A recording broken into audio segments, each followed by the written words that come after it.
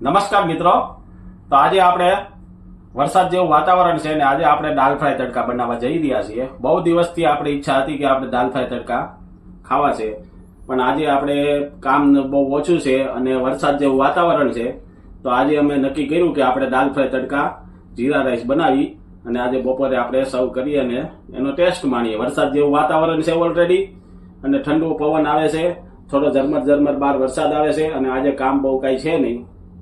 તો આપણે ચાલો વઘાર કટિંગ કરીને રેડી રાખ્યું છે.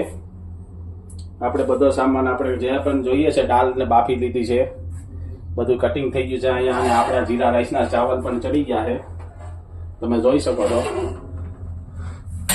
તો હવે આપણે વઘાર મારવાનું ચાલુ કરીશું. બંધ કરી દે. તો મિત્રો આપણે આમાં શુદ્ધ સિંગ તેલ નાખીએ છીએ 200 ગ્રામ જેટલું.